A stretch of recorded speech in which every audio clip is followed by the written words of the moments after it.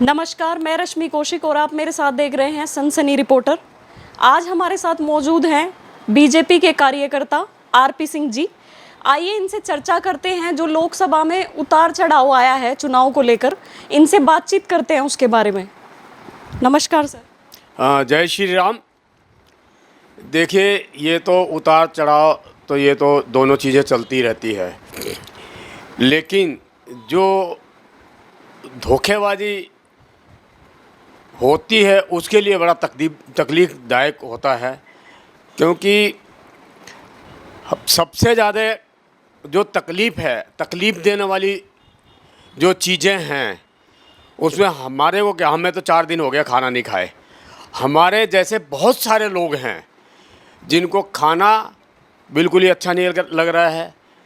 अपने परिवार से कोई चला जाए, जितनी तकलीफ़ होती है उससे ज़्यादा तकलीफ़ सभी को, हमारे अलावा भी बहुत सारे ऐसे लोग हैं जिनको है। एक अयोध्या जी का सीट जाना ये बड़ी दुखदाई है। जिस राम नगरी के इतिहास में इतना बड़ा काम, मुझे लगता है कि या तो सतयुग में हुआ होगा, कलयुग में तो हुआ नहीं होगा। इतना बड़ा काम होने के बाद आप देखें, फिर उसी आदमी को, जो देश का दुश्मन है, उसी को उस क्षेत्र से विजयी बनाते हैं। ये कितनी भयानक स्थिति वाली बात है। मतलब क्या सोच है लोगों का, क्या सोचा है लोगों ने। 92 में जो गोलियां चली थी, क्या भूल गए वहाँ के लोग? 12-12 साल की लड़कियों को निकाल के घरों में से गोली मारी गई थी। वो टाइम मैं वहीं था।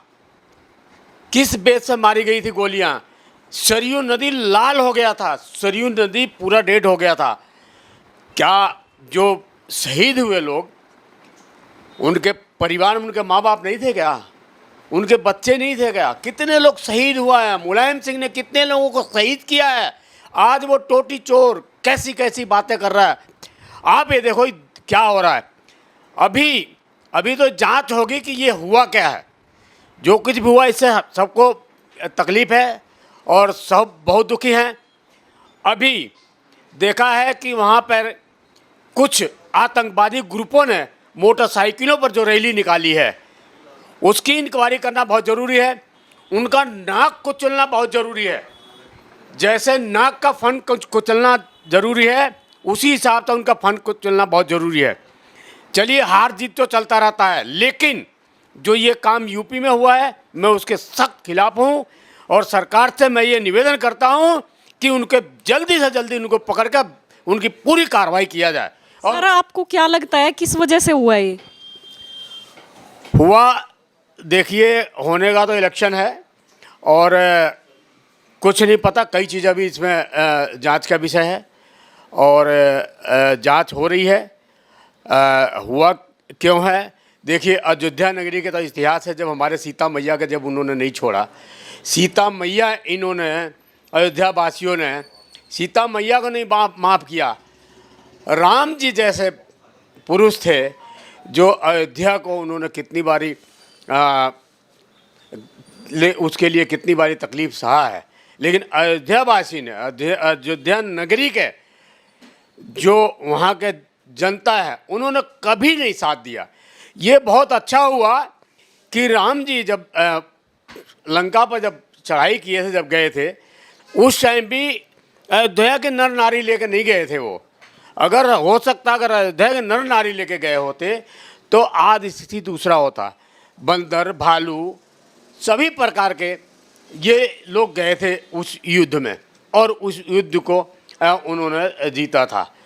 हमारे अयोध्या वासियों ने, उन्होंने बिल्कुल साथ नहीं दिया, बल्कि देखिए, वहाँ के हिजड़ों ने, उन्होंने राम जी ने ये कहा था, जब राम जी को छोड़ने आए थे वहाँ के लोग, तो उन्होंने, राम जी ने ये बोला था कि मैं अब अपने वनवास के लिए जा रहा हूँ और सारे नर नारी अपने अपने घर को जाएं। उसमें सभी नर नारी चले गए। जो ये लोग थे जो भिजड़े लोग थे, ये बेचारे अभी तक तपस्या करते हुए, अभी अयोध्या की इतिहास है, अभी तक वो बेचारे वो उसी बेस में और उसी रूप में रहे, राम जी का इंतजार करते रहे। सर, आपको ऐसा लगता है कि अयोध्या वासियों को विपक्ष वालों ने गुमराह कर दिया है? बिल्कुल गुमराह किया है। अब इससे ज़्यादा क्या मिलेगा अयोध्या वासियों को? रामनगरी ऐसा है, रामनगरी सोने का था, सोने का है और सोने का बनेगा। आप ये देखें, दशरथ भवन सोने का था, सोने का बनेगा। और जो माता कैकेयी ने सीता मैया को जो महल दिया था वो भी सोने का था, सोने का बनेगा, इसमें कोई दो राय नहीं है। रही वहाँ के व्यापार का, कुछ सुनने में आता है कि कुछ जो लोग नाराज़ हुए थे कि मेरे दुकान टूटे हैं, मेरे घर टूटे हैं। जिनकी दुकानें टूटी हैं, अगर इतनी बची है ना, उन दुकानों पर हम शुरू से जाते हैं, कभी कोई आता नहीं था लड्डू खरीदने के लिए। आज वहाँ पर लाइन लगती है, कोई ऐसी दुकान नहीं है, कोई झंडे वाला कोई ऐसी दुकान नहीं है, कोई मिठाई की दुकान ऐसी नहीं है कि जहाँ लाइन नहीं लगती हो, लस्सी की दुकान नहीं है कि जहाँ भीड़ नहीं लगती हो। मतलब रेडी पटरी वालों के पास इतनी लाइन लग के बिकती है। आप नए घाट पर देखिए, वहाँ पर छोटे छोटे कार्य करने वाले, दातुन बेचने वाले, छोटे छोटे काम करने वाला, उनके पास भी वहाँ के व्यापार और बिजनेस है, लोग काम कर रहे हैं।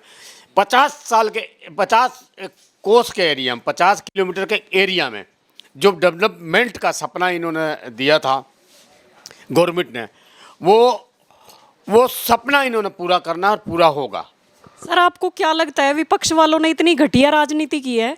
कांग्रेस वालों ने बोला था कि महिलाओं को 1-1 लाख रुपया मिलेगा, लेकिन ऐसा कुछ हुआ नहीं। देखिए, अभी लोगों को नहीं समझ आया, सिर्फ गुमराह हुए। अभी मुस्लिम महिलाएं जा रही हैं खुलाने के लिए, अपना खाता खुलाने के लिए, सिर्फ झूठ है, सिर्फ पप्पू ने झूठ बोला है।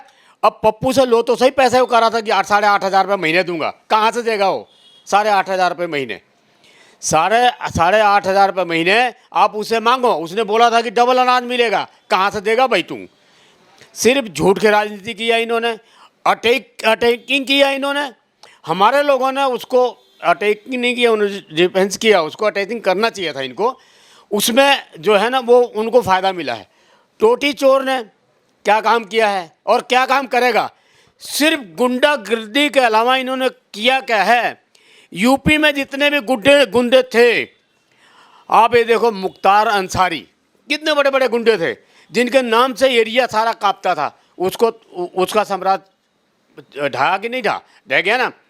उसके बाद भी उसके भाई को आप ये देखें, वो भी तो एक आतंकवादी है, उसको वहाँ से टिकट दिया, किसने दिया? टोटी चोर ने उसको दिया। वो आज वो जीत गया, मूँछों पर ताव फिर रहे। वो ऐसे माफिया जीते हैं। मैं तो ये तो लोकतंत्र है, लेकिन ऐसे अब कोई जेल में कोई आतंकवादी जेल से जीत जाता है, जेल में रहते हुए लोग जीत जाते हैं, क्योंकि अब ये तो समझ नहीं है कि ये लोग समझते क्यों नहीं हैं। अब एक जो माफिया है वो देश के लिए क्या करेगा? एक डकैत है, वो देश के लिए क्या करेगा? उसने क्या देश के लिए कुछ करना है? जो देश के लिए काम कर रहा है, क्या तुम्हें दिख नहीं रहा क्या? पूरा दिखने के बाद आज मेरे मन में इतना तकलीफ़ है, अयोध्या वासियों से उम्मीद नहीं थी। ऐसा मन करता है कहीं जाके एक जगह बैठ के खूब रो लें। इन्होंने इतना तकलीफ़ दिया है, और ये नहीं, कई बारी तकलीफ़ दिया है। एक रामायण में भी प्रसंग है, और उस प्रसंग को नहीं मैं कह सकता हूँ, वो उसमें घूम रहा है वीडियो में। और अयोध्या वासियों, जो आप लोगों ने ये काम किया है ना, माफ़ करने वाला काम नहीं है ये। 7 जन्मों में तुम्हारे को माफ़ी नहीं मिलनी चाहिए। मैं तो ये हनुमान जी से ये उनसे चाहता हूँ, हनुमान जी से, कि हनुमान जी आप कहाँ हैं? आप एक बार इन पापियों को दिखाइए तो सही, तुमने किया क्या है। कलयुग है, मैं मानता हूँ, लेकिन जो ऐसा काम हुआ है, ये काम नहीं होना चाहिए। राम जी को 500 वर्षों के बाद राम जी को उनका अपना स्थान मिला है, उनका घर मिला है, उसके बाद भी हाल हुआ है। इसका मतलब हमारे बीच में ही, हमारे वहीं पे जो हमारे दुश्मन हैं वहीं बैठे हैं। उनकी तलाशी लेना, उनकी जानकारी लेना बहुत ज़रूरी है, क्योंकि कई बार अटैक भी हुआ है। अयोध्या में राम मंदिर पर भी अटैक हुआ है, तो इसका मतलब वहाँ कहीं न कहीं इस तरह के लोग हैं। सर, अखिलेश यादव का कहना है अयोध्या वासियों को कि आप मुझे जिताते हो तो मैं आपकी ज़मीनें वापस दिलवा दूंगा। अरे जो पहले तूने ले रखा वो तो दिलवा दे। जो तूने 300-400 करोड़ का जो तूने जो डांस कराया है उसका पैसा तो दिलवा दे। ये तो कहने की बात है, वो क्या दिलवाएगा? अपने इसकी साम्राज्य, इसकी ये जितने चोट्टे इकट्ठे हुए हैं, ये इकट्ठा किस लिए हुए हैं? इनकी सबकी इंक्वायरी कि जिसने जो खाया है, मैं बार बार कहता हूँ, निकलना बहुत ज़रूरी है। उनकी इंक्वायरी होना बहुत ज़रूरी है। ये इकट्ठा किस लिए हुए हैं? इकट्ठा इसीलिए हुए हैं कि जो हमने खा रखा है, अगर मोदी आ गए तो निकालेंगे, और निकलना बहुत ज़रूरी है। क्या इसी जन्म में कितने पैसा इसने इकट्ठा कर रखा है? अखिलेश ने पूरा साम्राज्य बसा रखा है। अखिलेश ने पूरा वो लोगों को पूरा वहाँ खोल रखा था, पूरा माल की टोकरी लोगों को। ये बदमाश जो बाहर निकल के मोटरसाइकिल पर घूम रहे हैं, वो किसका देन है? ये सब पैसों के बल पर तो घूम रहे हैं। सर, हर बार एनडीए पे एक आरोप लगता था ईवीएम हैक करने वाला, तो अयोध्या में ईवीएम हैक क्यों नहीं हुई? ये विपक्ष से ऊपर ये थूका गया है। ये उसके ऊपर उनके मुंह पर तमाचा है। उनके मुंह पर ये बहुत ज़बरदस्त तमाचा है, जो बार बार ये बात कहते रहे हैं।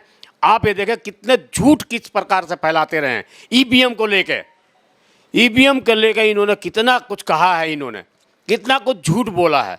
कितने बड़े पापी हैं ये लोग। सर, विपक्ष का ये भी कहना है कि जो दिल्ली में सातों की सातों सीटें बीजेपी की आई हैं, उन्होंने केजरीवाल को पहले ही जेल में डाल दिया था, इसी वजह से आई है। इस वजह से नहीं आई है, केजरीवाल के कारनामे लोगों को पता लग रहा है। अब ये विधानसभा में देखिएगा, दोनों मिलकर लड़े ना, कांग्रेस और ये। अब इनकी हिम्मत नहीं है, दोनों लड़ कर रहे हैं। अगर दोनों मिलकर लड़ेंगे तो भी इस बार विधानसभा में बीजेपी की गवर्नमेंट बनने वाली है। ये जितना मर्जी कोशिश कर लें, क्योंकि चोर जितना चिल्लाता है, ये चिल्लाने से काम नहीं चलता। धीरे धीरे पब्लिक समझ जाती है इसको। ये जो जितने चोर चिल्ला रहे हैं, अब पब्लिक को समझ आ गई है। इन्होंने देना कुछ नहीं है, सिर्फ गुमराह करना, झूठ बोलना है। देखिए, तो ये थे हमारे साथ बीजेपी के कार्यकर्ता आरपी सिंह जी। इनसे हमने विचार विमर्श किया है कि अयोध्या वासियों ने इस तरीके से क्यों किया, किस वजह से, क्या कमियां रह गई थी जो अयोध्या जी को धोखा दिया है।